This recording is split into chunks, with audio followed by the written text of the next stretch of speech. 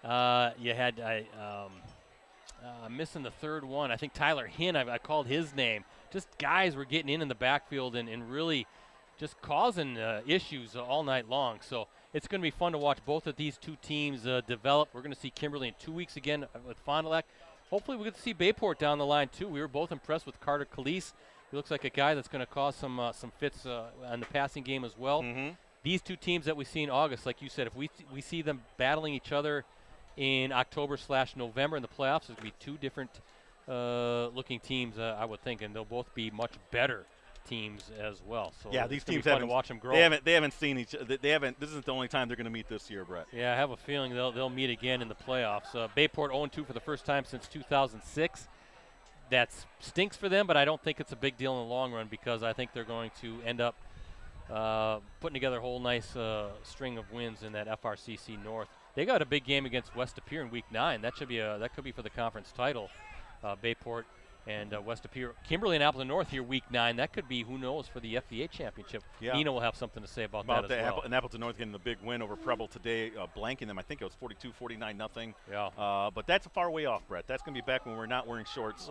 We will through the 9 weeks. We'll see. And but then we'll switch the parkas. Hey, let's do it again tomorrow at Menasha. Menasha will do All it right. again. Ricardo, I know you got to get down to Yes, the field. thank you, I want to everyone. run down the scoring here before we sign off from Papermaker Stadium. A pair of second quarter scores finally got the teams on the scoreboard. First, a 14-yard pass from Carson Pendleton to number 1, Bryson Veith, made it 7-0 Kimberly with a 9:13 to go in the second quarter. Bayport answered with an 18-play, 83-yard drive capped by quarterback Carter Calise's 2-yard touchdown run. 5 third-down conversions, 1 fourth-down conversion to highlight that drive, and we were tied at 7 apiece at the half. And then nothing in the third quarter, and then 3 fourth-quarter scores. Kimberly takes the lead right away, 11:26 remaining in the fourth on a 2-yard touchdown run by Gavin Tyson. 2 defensive penalties back-to-back, a face mask on third down and then a defensive pass interference. Kimberly really able to take advantage of those and score the touchdown. Bayport answers on a 3-play drive. Carter Calise with a 19-yard touchdown run with 10:25 remaining, tied it at 14 apiece. And then we saw an 18-play, 72-yard touchdown march, a scoring march by Kimberly. Finally, the field goal, 21-yard field goal with just 47 seconds to go by number 14, Lance Doring. That was what turned out to be the game clincher as the Papermakers win 17-14 with the victory. Kimberly top ranked in Division I. They improved to 1-0 on the season, and the Papermakers will be at Oshkosh West next Thursday. Fox Valley Association matchup. Kickoff is scheduled for 7 p.m. again Thursday. A lot of Thursday games pre-Labor Day, and then after the holiday, everything will be back to the Friday night schedule. Bayport 0-2 now to start the season, but the Pirates at home against Green Bay Preble. That's next Friday, September 1st. Fox River Classic Conference North matchup kickoff scheduled again for 7 p.m. As for us tomorrow night, we're back at it again as we head to Calder Stadium and Menasha as the Blue Jays host their longtime and neighboring rival Nina. That'll mark the 99th meeting in that long series. Live coverage for us will kick off at 6:45 p.m. And again, you can access our previous Game of the Week live streams on our USA Today Network Wisconsin websites.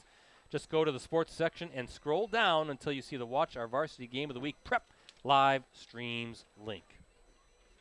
Again, thanks to our sponsors, Cellcom. Unlimited data for smartphones is now more affordable than ever at Cellcom with new unlimited data plan options starting as low as $25 per month per line.